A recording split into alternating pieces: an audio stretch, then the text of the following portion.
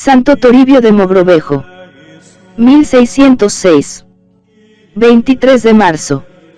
La sensación que se produce al ponerse en contacto con esta figura excepcional de la historia eclesiástica es de auténtico asombro. Resulta increíble lo que, sin embargo, está maravillosamente documentado. Santo Toribio de Mogrovejo puede muy bien parangonarse, sin temor alguno, con las más egregias figuras de la historia eclesiástica universal. No es una impresión nuestra exclusivamente. Hace años que un especialista en historia eclesiástica de los más famosos, el padre Leturia, escribía así: nada de cuanto hasta ahora he manejado en el archivo de Indias me ha impresionado más vivamente que este ilustre metropolitano, gloria del clero español del siglo XVI, quien por su apostolado directo e infatigable en las doctrinas de indios, por su legislación canónico-misional en los concilios de Lima, por sus relaciones y contiendas de subidísimo valor histórico y misional con las grandes órdenes evangelizadoras, por la firme, digna y confiada majestad con que se opuso a ciertas rigideces centralistas de su insigne admirador y protector el monarca Felipe II, y, sobre todo, por su afán indomable y eficaz en mantener, por encima de los virreyes y del Consejo de Indias, el contacto inmediato y constante con la Santa Sede, proyecta en la historia de las misiones americanas su múltiple y prócer silueta, digna de coronar, el mismo Archivo de Indias de Sevilla. Como ha escrito el señor arzobispo de Valladolid, la epopeya homérica de los conquistadores halla un paralelo digno, y aún superior por sus fines y objetivos espirituales, en la labor inmensa del gran arzobispo. A él se debe en grandísima parte la rápida y profunda cristianización de la América española, y el éxito de su apostolado, y el florecimiento de sus maravillosas doctrinas de indios, la exuberancia del clero y de catequistas durante su fecundo pontificado, explican la supervivencia del espíritu y de la vida cristiana en aquellas dilatadas regiones, a pesar de las posteriores crisis y de la tremenda escasez actual de operarios evangélicos. Sin embargo, triste es tener que reconocerlo, Santo Toribio continúa siendo prácticamente para la gran masa de los fieles, incluso españoles y americanos, un desconocido. Y hasta entre los mismos historiadores pesa más el tópico consabido de quienes dieron pie a la leyenda negra que la labor maravillosa realizada por este arzobispo, el mejor de los regalos que España hizo a su América. Pasemos casi sobre ascuas por su niñez y juventud. Nacido en Mayorga, en las montañas de León, ya en las estribaciones de los picos de Europa santanderinos, en noviembre de 1538, su niñez fue la que correspondía a un muchacho de casa hidalga en aquellos tiempos. Hasta los 12 o 13 años estudia en el mismo Mayorga. Después marcha a Valladolid, donde hace sus estudios de humanidades, lo que hoy llamaríamos bachillerato, y los de derecho. Son los años de 1550 a 1560. En 1562 le encontramos ya en Salamanca, donde había de permanecer largo tiempo, hasta 1573. Hay, sin embargo, un paréntesis significativo: su tío, Juan de Mogrovejo, que luego había de morir canónigo de la Catedral de Salamanca, le llamó junto a sí a Coimbra, donde él se encontraba entonces de profesor, y juntos tío y sobrino prepararon para la imprenta, durante los años 1564 a 1566, las lecciones de Don Juan. Es el más extenso de los autógrafos de Santo Toribio que conservamos, 451 folios de escritura preciosa y limpísima. No parece, sin embargo, que llegara a matricularse como alumno oficial en Coimbra. En cambio nos consta históricamente que en septiembre de 1568 acudió a Santiago de Compostela en peregrinación a pie, y aprovechó esta peregrinación para graduarse en aquella universidad. Por aquel tiempo la economía familiar tuvo un serio revés y Toribio se vio en la triste necesidad de ir enajenando, para ir viviendo, parte de la espléndida biblioteca que de su tío Juan había heredado. Se le ofreció ocasión de opositar a una beca en el Colegio Mayor del Salvador de Oviedo. Hizo las oposiciones, triunfó con limpieza y brillantez, y continuó sus estudios con vistas al doctorado en Derecho. Otros eran los planes de la divina providencia, y Toribio no llegaría nunca a graduarse de doctor. Eso sí, nos consta de toda su vida de estudiante la admirable santidad que ya entonces presentó. Cuando, después de su muerte, el Colegio Mayor de Oviedo se dirigía a su santidad el Papa pidiendo la beatificación, diría, todavía resuman las paredes, después de tantos años, el suavísimo olor de santidad de que esta casa quedó como consagrada con la vida en ella de este alumno divino.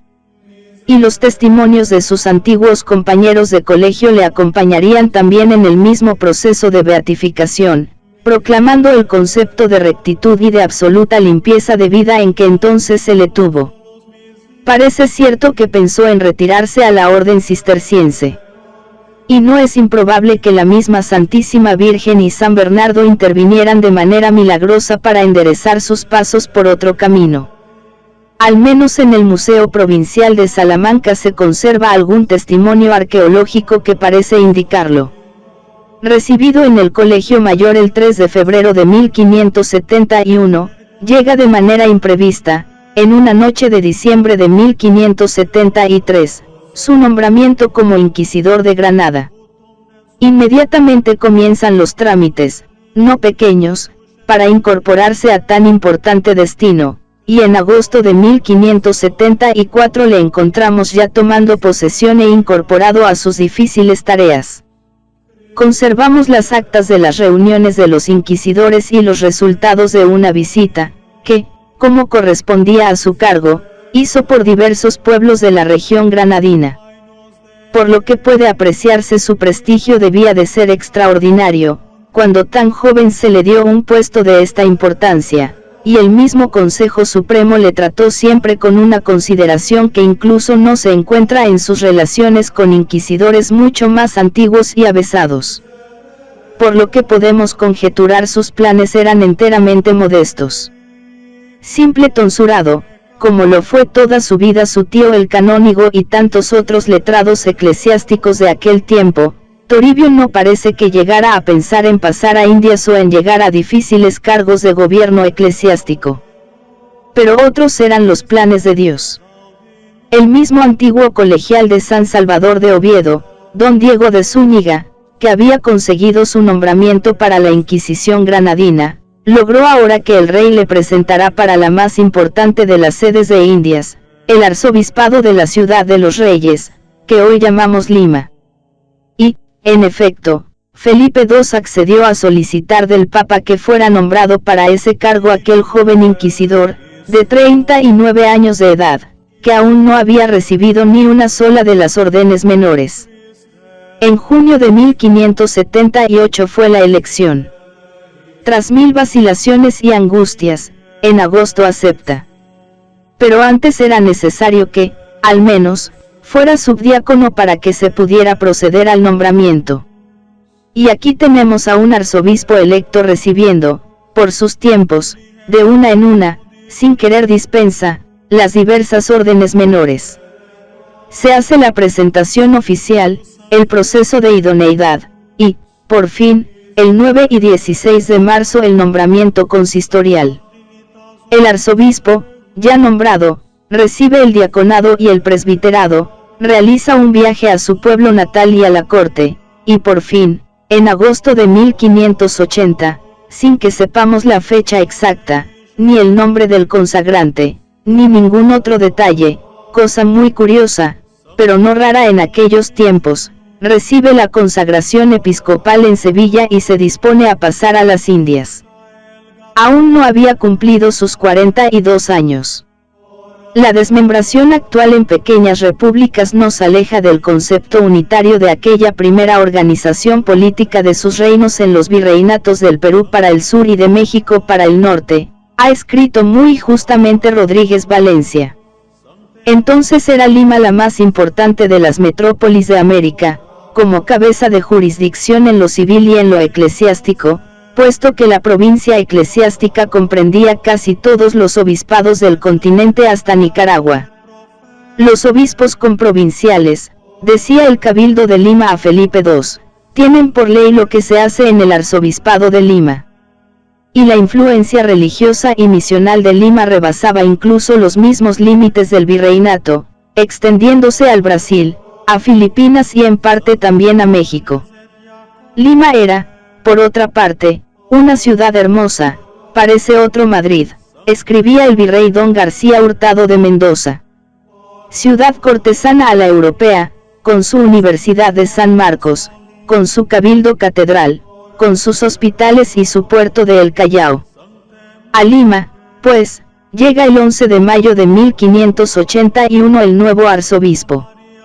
Y la ciudad le recibía con extraordinaria pompa y esplendor. Era una ceremonia prácticamente nueva para los limeños, pues la anterior entrada episcopal había tenido lugar hacía 40 años, en los comienzos del desarrollo urbano de la población.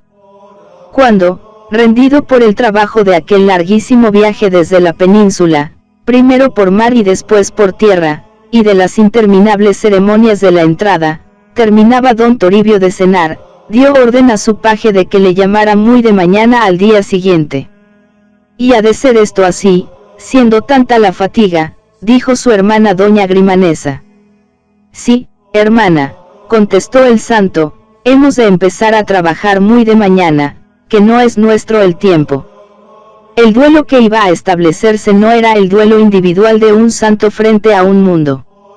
Contaba ya con unos principios de evangelización y una organización eclesiástica, contaba con el apoyo eficiente del patronato español, con amplia generosidad de medios, contaba con su propia preparación jurídica, muy completa, y contaba con un grupo excepcional de colaboradores.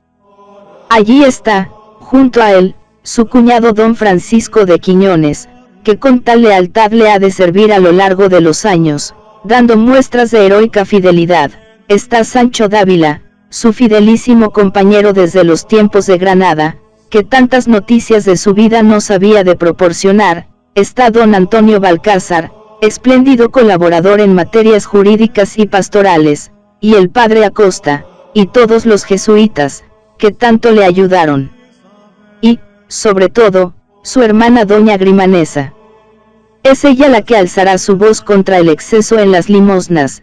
Andad presto, dirá el arzobispo a unos pobres a quienes ha dado su mejor camisa, mirad que no venga mi hermana, quien urgirá que cuide algo de su salud, quien atenderá a las cosas materiales de aquella casa. Así, rodeado de un equipo excepcional, acomete su tarea. Tarea ciclópea. En primer lugar como legislador. Sus 3 concilios y sus 10 sínodos diocesanos suponen el planteamiento legislativo de toda la organización eclesiástica de la América del Sur. Durante siglos, hasta el Concilio Plenario de América Latina que se tendrá en Roma a principios del siglo XX, América se regirá por las leyes que ha dado Santo Toribio. No importa que el patronato ponga estorbos a la celebración de los concilios, como estaba mandado. Él cumplirá la ley y allá los señores del Consejo de Indias impiden que los concilios no lleguen a promulgarse. Pero su éxito más fabuloso será el del primero de los concilios que reúne. Es algo increíble, unos obispos que se pelean durante meses, que se envuelven en una maraña de pleitos, saben, sin embargo sobreponerse, que así eran los hombres de aquella época, a todas esas miserias humanas y de proceder de común acuerdo a la hora de dictar las leyes eclesiásticas. El arzobispo pasa por las mayores humillaciones. Casi se lee hoy con lágrimas en los ojos la historia de aquellos días. Pero no le importa. Lo sufre todo a trueque de sacar adelante aquellas leyes que introducían, con fuerza y decisión, la reforma tridentina en las tierras de América. El concilio se tuvo, y con el apoyo del rey, y con la aprobación de Roma, se aplicó inflexiblemente. A los pocos años un clero reformado emprendía una tarea pastoral maravillosa. El arzobispo, incansablemente, superaría nuevas cimas, y al final de su vida la fisonomía de la diócesis limeña y de la provincia eclesiástica habría cambiado por completo. Solo Dios sabe a trueque de cuántas lágrimas, dificultades y disgustos. pero no bastaba dictar leyes. La experiencia estaba hecha.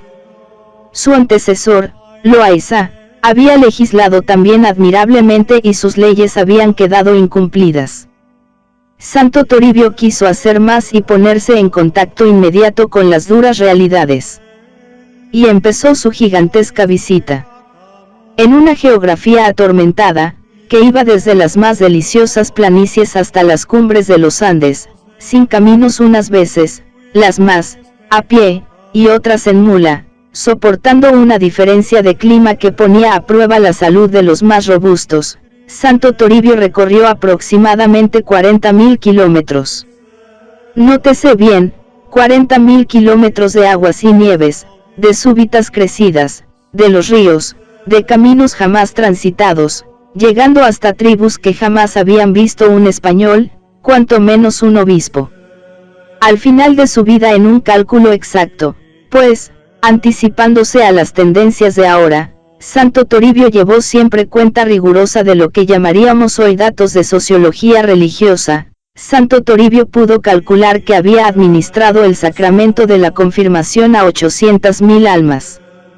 La mayor parte de su pontificado transcurre en las doctrinas, en contacto con los indios y con sus párrocos. En este sentido su testimonio acerca de las cosas de aquellas tierras es excepcional. Únicamente un virrey, Toledo, que había cesado en su cargo al iniciar Santo Toribio el pontificado, hizo algo parecido, pero no en esta medida.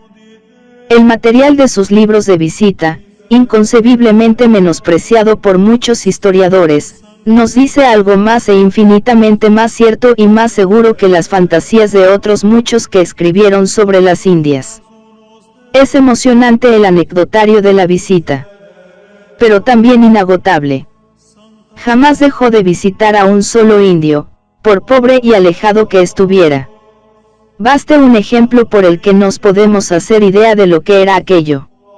Se les había hecho de noche en la margen del río.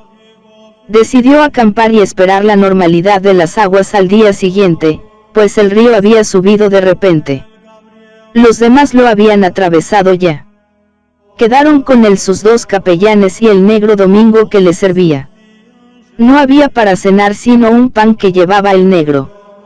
El prelado lo partió en 4 partes, para los 4 comensales, y, con un poco de agua del río hicieron su cena. Rezó sus horas canónicas y se acostó al sereno. No habían descansado hora y media cuando sobrevino un aguacero muy terrible que duró hasta el amanecer y no les dejó conciliar el sueño. Al llegar el día el río continuaba crecido, rodeado por la cuesta sin caminos ni posibilidad de cabalgadura. Llegaron al pueblo por el puente del río a las 8 de la mañana. Sin desayunar se dirigió a la iglesia, hizo oración y predicó a los indios. Oyó misa y volvió a predicar durante ella. Se puso a confirmar y terminó a más de las 2 de la tarde. A eso de las 3 se sentaba a comer, bien cansado y trabajado. Preguntó al doctrinero si faltaba alguno por confirmar. El padre, que conocía de lo que era capaz, respondió con evasivas. El arzobispo insistió y el religioso no tuvo más remedio que declararle que a 1/4 de legua había un indio enfermo. El arzobispo se levantó de la mesa y fue allá. Llevaron el pontifical. El indio estaba en un altillo que si no era con una escalera no pudieran subir. Consoló al indio, le instruyó y le confirmó con la misma solemnidad pontifical que si se tratara de 1.000.000 de personas. Volvió a comer. Y encargó mucho al cura dominico que cuidase de él, le consolase y mimase, y le dejó una limosna. Se sentó a comer a las 6 de la tarde. Bendito sea Dios que sea confirmado este indio, decía, y no irá ya por mi cuenta a morirse sin este sacramento. Ocasión hubo en que Dios selló con milagros un celo tan extraordinario. Así, por ejemplo, cuando hizo lo que entonces llamaban una entrada hasta rincones a los que no había llegado jamás ningún español. Era tierra de infieles caribes y le salieron al encuentro cantidad de ellos con sus armas. y su señoría les habló de manera que se arrojaron a sus pies y le besaron la ropa. Sus acompañantes testificaron el milagro, el intérprete que llevaba no les entendía, pero el arzobispo miró al cielo diciendo, «Dejad, que yo los entiendo», y volvió a hablarles en la lengua española, que en su vida habían oído, y en latín, del Santo Evangelio, y fue entendido de todos. Ellos, a su vez, le respondieron en su lengua, entendiéndoles el arzobispo, con que se verificó este milagro, aunque él lo quiso ocultar por su mucha virtud y santidad. Su gran amor fueron los indios y los negros. Por ellos padeció persecución, y bien recia, en tiempos de don García de Mendoza. En favor de ellos luchó con tenacidad para que se les admitiera a la Eucaristía. No es posible recoger los 1000 rasgos que de él se conservan en este aspecto. Les predicaba, se detenía con ellos en la calle, les invitaba a su mesa, les trataba con un cariño paternal, les recibía a cualquier hora. Es una epopeya emocionante de amor, entrega y afecto. Refugiémonos una vez más en la anécdota. Ocurrió que entre la servidumbre de su casa arzobispal enfermó de gravedad un negro bozal de su caballeriza. A las 2 de la madrugada entró un sacerdote a confesarle, y se retiraba ya a descansar. El arzobispo, que apenas dormía, le vio desde su ventana y le preguntó el objeto de su visita a estas horas. El sacerdote le explicó el caso y cómo lo había confesado ya.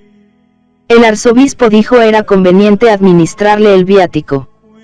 El sacerdote respondió que el negro era demasiado bozal e incapaz de recibirlo. Insistió el arzobispo que le instruyese y le hiciera capaz, y sin esperar más bajó de su habitación y se fue con el cura a la del enfermo, se sentó en la cama y, con palabras de consuelo y de ternura, comenzó a instruirle. Consiguió que el negro distinguiese suficientemente el pan eucarístico, levantó a los de su casa, limpiaron la habitación, entró en la catedral, sonaron las campanas, y bajo palio, con algunas personas que acudieron al toque de campanas, el sacerdote portó el viático seguido del arzobispo. Recibió el negro la comunión, volvió el arzobispo a la catedral acompañando al Señor. Reservado el sacramento, el prelado fue de nuevo a la habitación del negro para consolarle, supo que no estaba confirmado, pidió el pontífice y le administró la confirmación. Le exhortó a que pidiese la extrema unción. Lo hizo el negro. Se la administró el arzobispo y en estos ministerios llegó el alba. Inmediatamente el arzobispo emprendió su jornada ordinaria. Esto no es más que una anécdota. Como estas conservamos a millares. ¿A cuál más edificante? Como edificantes sus relaciones con el clero secular, sus luchas por sacar adelante el seminario, su amor y veneración hacia las órdenes religiosas, su firmeza y su sentido profundo de respeto hacia la autoridad civil. No hay lugar a recogerlo todo. Durante 5 años interminables recibió un trato durísimo por parte del rey, que inexplicablemente, se fiaba de las relaciones que enviaba don García Hurtado de Mendoza, quien en alguna ocasión no retrocedió ante la misma calumnia. Mucho tuvo que sufrir, hasta lo increíble. Nos consta, sin embargo, que jamás salió de sus labios una queja, sino, antes al contrario, tuvo explicaciones para todo. No será como decía siempre que en su presencia murmuraba alguno. Y cuando, con ocasión de un memorial en el que se le denunciaba por haber atacado el patronato, la reprensión del rey llegó a extremos realmente increíbles, la contestación de él tiene una dignidad y un estilo que transparentan por completo la santidad. No sé, dice, con qué conciencia pudo persona alguna hacer relación a vuestra majestad, tan siniestra y contraria a la verdad. Tendrá su conciencia grabada y onerada para poder satisfacer a la buena fama y opinión y honra de la persona del prelado y dignidad pontifical que se tenía en estas partes. Su divina majestad tenga misericordia de él, y le perdone y atraiga a conocimiento de su yerro, maldad y pecado, y a que satisfaga enteramente como está obligado. Dios nuestro Señor que tenga en su mano, y me dé fuerzas para trabajar en esta viña y poder descargar la conciencia de todos, no queriendo otro premio sino a Él. Aun hablando humanamente, y prescindiendo del aspecto sobrenatural, Santo Toribio fue un hombre realmente excepcional. Su salud, que solo por milagro pudo resistir la increíble austeridad de vida y aquellos trabajos interminables, su inteligencia prócer, que se proyecta en la claridad extraordinaria de todos sus escritos, su estilo literario, de impresionante majestad, su propio dominio, aun en las circunstancias más difíciles, le elevan a una altura inconmensurable. Murió como correspondía a un luchador de su talla, en pleno combate. Se sintió enfermo, y continuó, sin embargo, la visita. Le pedían y le suplicaban sus acompañantes que se cuidara un poco. Fue todo en vano. Continuó trabajando hasta el último momento. Había llegado a Saña medio muerto, con ánimo de consagrar allí los óleos. Le derribó la fiebre, y con todo, por rigor de ayuno del tiempo, era Semana Santa, no comió carne hasta 3 o 4 días antes de morir, por mandato del médico, lo cual fue mucha parte para apresurar su muerte, por no haberse dejado regalar estando enfermo. Allí, lejos de su iglesia catedral, rodeado de sus indios amadísimos y de los sacerdotes que habían concurrido para la consagración de los óleos, murió el día de Jueves Santo de 1606. Su cabildo catedral tomó sobre sí, con fidelidad admirable, el trabajar por conseguir la beatificación. En 1679 se lograba, y en 1726 era canonizado. Cuando, a principios del siglo XX, se reunía el Concilio Plenario de América Latina, los obispos reunidos en Roma con esta ocasión habían de pedir con insistencia que él fuera su modelo. Prelado Santísimo, decían en las aclamaciones que se cantaron en la solemne sesión de despedida, intercede por nosotros para que nuestros trabajos sinodales produzcan frutos sempiterno. Al fin y al cabo los mismos prelados acababan ya de llamarle ejemplar de todos los obispos de América Latina y ornamento espléndido de aquella santa iglesia.